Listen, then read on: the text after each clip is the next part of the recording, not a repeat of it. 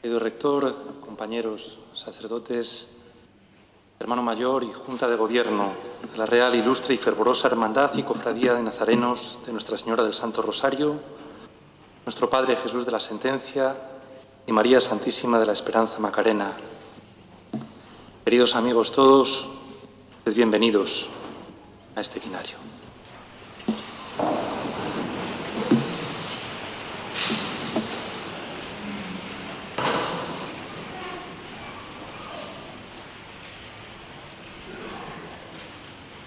Una sentencia es el final de un proceso.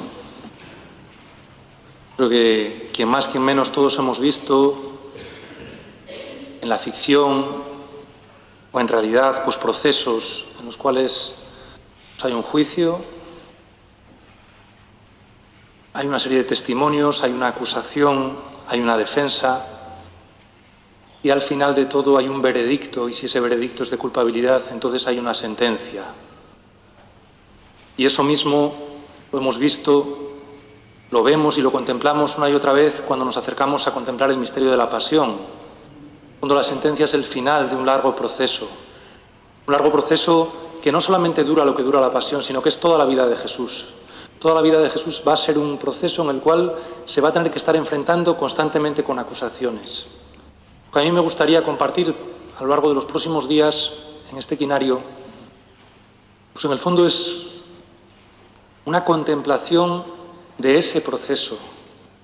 Por eso a lo largo de los próximos 4 días vamos a ir reflexionando y contemplando y viendo las 4 grandes acusaciones que Jesús va a ir recibiendo a lo largo de toda su vida y también en la Pasión.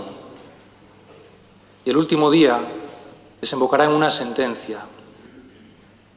¿Cuál es nuestro papel en medio de todo esto? Bueno, pues son muchos, porque quizá demasiadas veces ante la vida de Jesús, ante los misterios del Evangelio, ante las historias que contemplamos y de las que nos podemos sentir parte, pero demasiadas veces, nos colocamos como espectadores que ven las cosas a distancia, que se estremecen o no, que se indignan o no, que se conmueven o no, pero al fin y al cabo espectadores. Y en este proceso no basta ser espectadores. Necesitamos por lo menos ser testigos. Los testigos en un proceso son aquellos que hablan, o a favor de la acusación o a favor de la defensa, pero hablan de lo que han visto, de lo que han vivido, de cómo entienden las cosas. Nosotros somos testigos del Evangelio. O somos testigos de otras lógicas y de otras buenas noticias. Por lo tanto, tampoco podemos dar por sentado demasiado rápido que estemos siendo con nuestras vidas testigos del Evangelio. A lo largo del juicio que vamos a contemplar en los próximos días, probablemente nos reconozcamos a veces en alguna de las acusaciones. Y quizá tengamos que preguntarnos, ¿yo de qué lado estoy en mi vida? Pero ni siquiera bastaría con ser testigos. Creo que al final, querámoslo o no, cada uno de nosotros terminamos siendo un poco o bien jurado o bien jueces. Es decir, en el fondo nosotros somos quienes proclamamos de nuevo con nuestra vida, con nuestro testimonio, con nuestra manera de abrazar el Evangelio o de darle la espalda, proclamamos de verdad un veredicto. O creemos en este Jesús y en su lógica y en su reino y en su proyecto, o no. O creemos que merece la pena la buena noticia que ha venido a anunciar, o creemos en otras buenas noticias. En el fondo nuestra vida está siendo un testimonio real, pero está siendo más que eso, está siendo un juicio. Y somos nosotros quienes podemos al final proclamar un veredicto de culpabilidad o no. No seamos solo espectadores, no seamos como aquellos que un día gritan Hosana y unos días después gritan crucifícalo porque da igual lo que tengas delante, siempre respondes a los estímulos y a lo que hace la opinión pública. Ojalá estos próximos días pues podamos escuchar estas acusaciones, verlas en el contexto de Jesús, verlas en nuestro contexto y ver también dónde nos posicionamos nosotros. Ojalá podamos reconocernos como testigos de la defensa, capaces de decir yo me pongo de parte de este Señor, aunque el mundo le acuse, aunque las autoridades le acusen, aunque Caifás, Herodes, Pilatos o el acusador de turno le acuse. La primera acusación a la que quisiera dedicar la reflexión de hoy es una acusación muy universal, que se ha ido repitiendo mucho tiempo y que acompaña a Jesús a lo largo de toda su vida pública. Es la acusación de no respetar la tradición. ¿Quién eres tú y con qué autoridad hablas, verdad? Lo vamos a ver desde el día primero, prácticamente, de su presentación en la sinagoga, y le va a ir acompañando todo el tiempo. En este punto, el juez principal, que va a ser, de alguna manera, o el acusador principal, va a ser Caifás. Caifás es un poco el paradigma de esa acusación, el que va a sintetizar en un cierto momento el decir quién eres tú y cómo te atreves a hablar así. Y en él están representados todo un mundo de garantes de la tradición, de guardianes de las esencias, de defensores de una ley que no admite ningún tipo de fisura o matiz. Todo ese mundo de fariseos, todo ese mundo escandaloso, ¿verdad? O escandalizado por lo que ven escandaloso en Jesús. Fijaros, hay una triple acusación en el fondo, no es una sola acusación. A Jesús le acusaron a lo largo de su vida de 3 grandes transgresiones respecto a la tradición. Le acusaron, primero, de no respetar las instituciones de su época, empezando por el propio Sanedrín. ¿Qué pasa? Que no guardas el respeto debido a los sacerdotes, a aquellos que tienen el monopolio de la interpretación de la ley. ¿Quién eres tú? ¿Cómo te atreves? ¿Quién te ha dado a ti vela en este entierro, no? O el templo, el propio templo, esa institución central de la vida judía, que Jesús, sin embargo, es capaz en un cierto momento de arremeter contra él y en otro momento de decir esto en 3 días puede quedar destruido porque no es lo importante. Fijaros, la primera, las instituciones, ¿no? Lo segundo, la ley. La ley era un poco la hoja de ruta, la referencia constante de cómo tenía que ser la vida, lo que estaba permitido y lo que no estaba permitido, así sí y así no. Y Jesús va a ser tremendamente libre respecto a la ley desde el primer día de su vida. Y la tercera acusación, quizá más sutil, pero que engancha ciertamente con el Evangelio de hoy, ¿cómo eres capaz, Jesús, de mostrar un rostro diferente de Dios? ¿Cómo te atreves a llamar a Dios Padre? Más aún, ¿cómo te atreves a llamar a Dios Papá? Esta es un poco la gran acusación que le van a decir. ¿Por qué? Porque Dios, en la mentalidad del Antiguo Testamento y en la mentalidad judía, era el juez.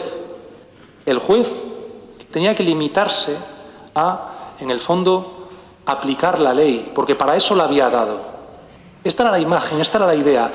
Y esta mirada lo que llevaba es a una concepción del mundo en el cual, para los judíos cumplidores, la ley era el camino, la verdad y la vida. La ley era la verdad que había que cumplir. La ley era la vida que había que vivir y la ley era el camino que había que recorrer. Y sin embargo viene Jesús y dice: yo soy el camino, la verdad y la vida. Y quien dice yo es la buena noticia de Dios que estoy comunicando.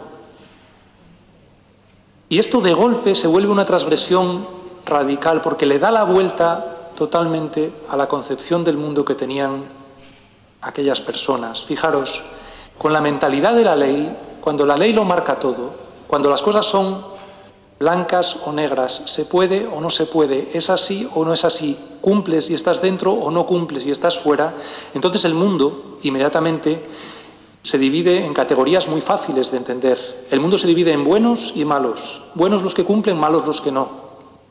El mundo se divide en puros e impuros. De nuevo, puros los que cumplen, impuros los que no. Más aún y más ambiciosamente, el mundo se divide entre perfectos, son los garantes de esta ley, e imperfectos, todos los demás. La ley es muy golosa porque nos da seguridad. La ley nos dice claramente los límites. La ley nos enseña qué líneas no debemos traspasar. Y Dios, a la luz de la ley, se convierte en un juez ante el que hemos de rendir cuentas, un notario divino, ¿verdad?, que levanta el acta porque el cielo lo ganamos nosotros con nuestros actos. Esa es la mentalidad. Y en medio de todo eso vienes tú, Jesús, y dices que no, que la ley no puede tener la última palabra, porque si tiene la última palabra, ninguno vamos a ser capaces de estar a la altura. Vienes tú y dices que Dios es un Padre bueno que hace salir el sol sobre buenos y malos, sobre justos e injustos, que Dios es un Padre de misericordia. Y resulta que el juez sí es juez, pero antes es Padre. Y la ley es la ley, sí, pero la última palabra la tiene la misericordia y el perdón. Y Dios es un Dios que perdona nuestras ofensas y nos invita a hacer lo mismo, porque el perdón entra dentro de la lógica de un Dios diferente, no de un Dios implacable. Y claro, esto saca de sus casillas a los cumplidores, a los perfectos, a los que siempre están dispensando cartas de buenos y malos, a los que ponen las medallas y las quitan.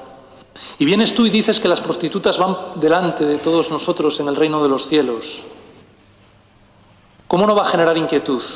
¿Para esto ayunamos? ¿Cómo te atreves? Esa es la acusación, ¿verdad? Claro, es comprensible, ¿eh? Porque la verdad, si Dios es un Dios bondadoso, si Dios es un Padre bueno que todo lo perdona, entonces no es fácil caer en la imagen de un Dios bonachón. ¿Qué más da? ¿Qué más da cómo vivamos? ¿Qué más da lo que hagamos? Si no importa cumplir la ley o no cumplirla, porque Dios va a perdonar siempre, ¿qué más da? Pues hoy comamos y bebamos, que mañana ya veremos, ¿no? ¿De qué sirve? Jesús no dice que las obras no importen, no lo va a decir. Lo único que les pone un lugar diferente. ¿Qué eran las obras en la mentalidad antigua? Las obras eran la condición para conseguir el amor de Dios. Si yo cumplo, entonces Dios me quiere.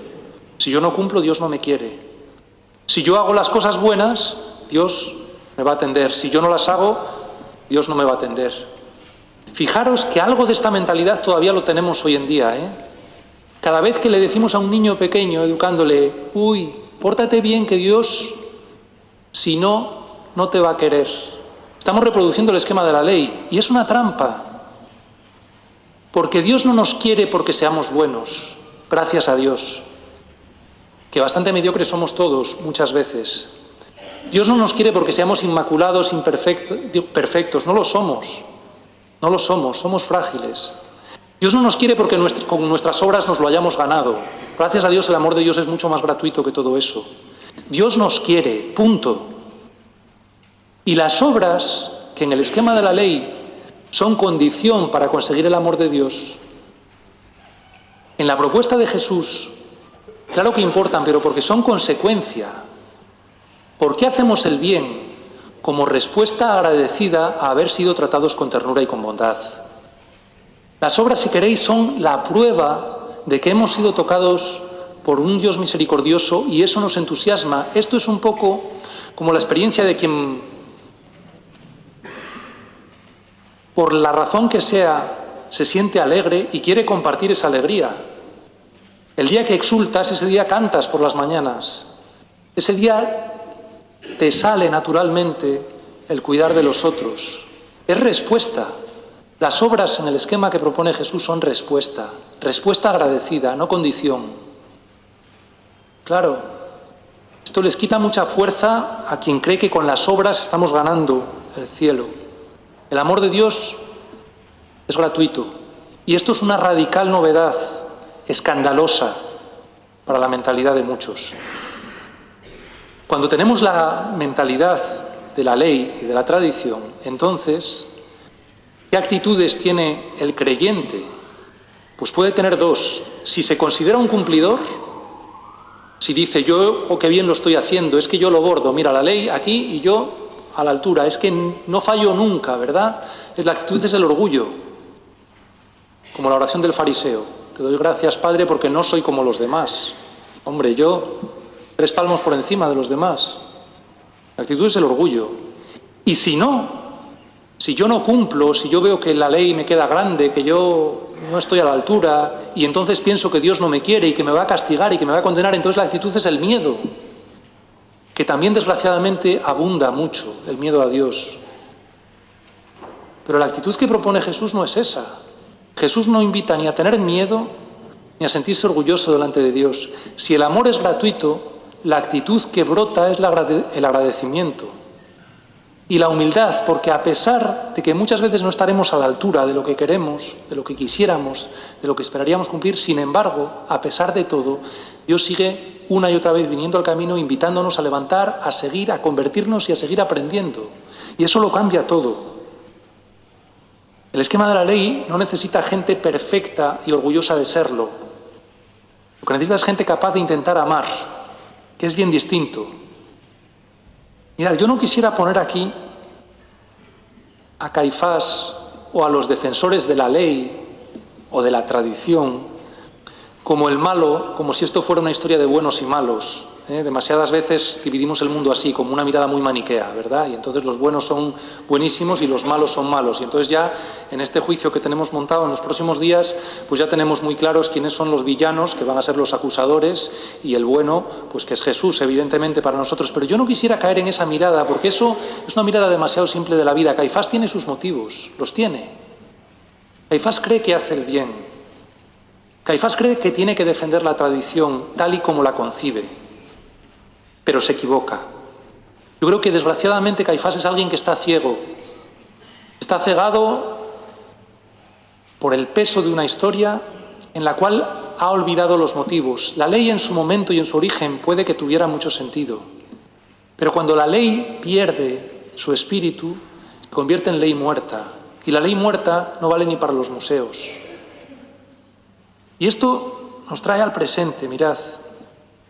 Yo creo que hoy corremos el riesgo de repetir este juicio de Caifás y de convertir nuestra propia tradición o nuestras propias tradiciones en ley de piedra,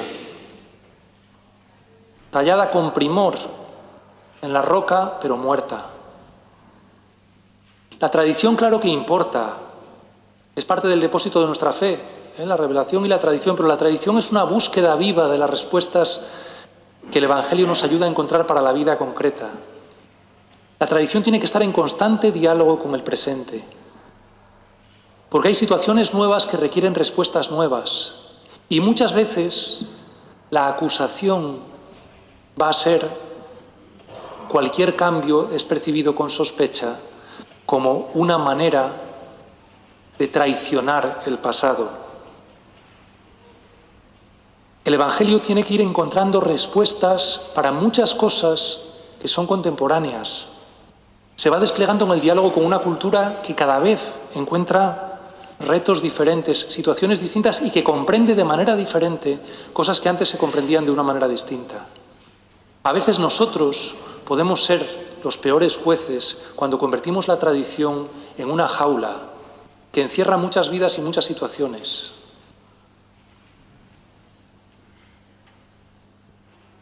Nuestra tradición es importante, lo repito, uno de los pilares de nuestra comprensión de la fe, pero no muerta. Una tradición que está en marcha, una tradición que sigue desplegándose, una tradición que es una tensión entre la búsqueda de respuestas, las nuevas preguntas, el depósito de una sabiduría compartida, pero también la apertura a la novedad. Porque hoy las cosas ya no son como en el siglo XV, como en el siglo XVII, como en el siglo XIX, o como en el XX. Ni falta que hace. Y el futuro nos ayudará a descubrir nuevas cosas. Lo que tenemos que ser es profundamente fieles al Espíritu de Dios, que nos ayuda una y otra vez a poner al ser humano por delante de la ley. No tenemos que tener miedo a que haya cambios, porque si tenemos miedo a que haya cambios, estaremos una vez más cayendo en la misma acusación de Caifás ante Jesús. Por el miedo a lo que no entendemos, por el miedo a no tener todas las respuestas. ¿Y quién las tiene? Por el miedo a no ser garantes de la verdad, pero la verdad nos desborda por todas partes. La verdad es Jesucristo y ninguno lo entendemos completamente. Lo buscamos, lo compartimos y seguimos creciendo. Mirad, desgraciadamente todavía hoy en día hay mucha gente que se rasga las vestiduras, a la manera de Caifás. Habráse visto.